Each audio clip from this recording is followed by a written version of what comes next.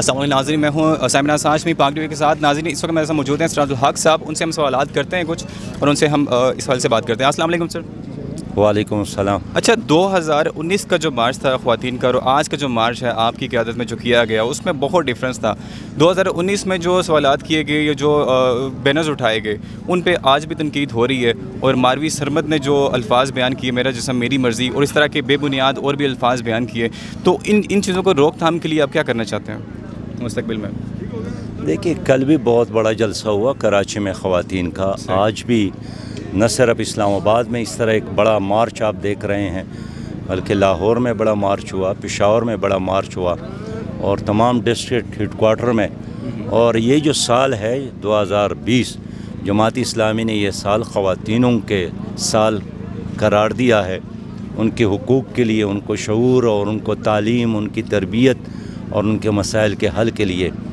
اس لیے اجتماعی شعور سے ہی ہمارے مسائل حل ہوں گے، اور ظاہر بات ہے کہ جب تک تعلیم عام نہ ہو تو ہمارے لوگوں کو کیسے حق مل سکتا ہے؟ تبھی تو ہم چاہتے ہیں کہ خواتین کو تعلیم کا حق دیا جائے، یونیورسٹیاں بنایا جائے۔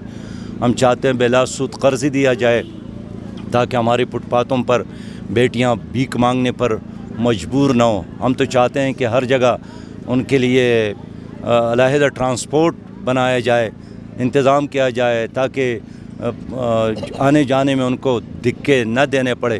لہذا میرا ایجنڈا وہ نہیں ہے جو ایک دو افراد آپس میں ڈسکس کرتے ہیں۔ آپ بھی ہمیشہ منفی چیز کو ہی زیادہ پسند کرتے ہیں۔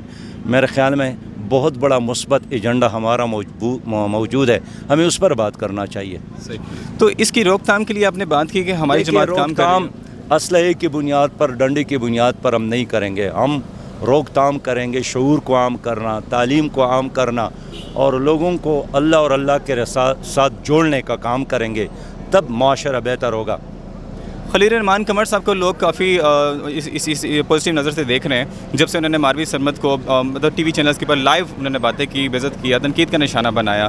ٹھیک ہے، لوگوں کا یہ بھی کہنا تھا کہ ماروی سرمد سے ہمیں اختلاف نہیں ہے، ان کے الفاظ سے اختلاف ہے۔ تو ایسی عورتیں جو کہ مطلب اس طرح کے الفاظ استعمال کرتی ہیں، تو میرا مین سوال یہی تھا کہ اس طرح کے الفاظ کا بیان کرنا اور ان کے خاتمے کے لیے ایسا کیا کیا جائے کہ ان کو سبق ملے کہ مستقبل میں ایسا کوئی الفاظ نہ اٹھائیں، ایسا کوئی بینرز نہ اٹھائیں۔ ہدایت کی دعا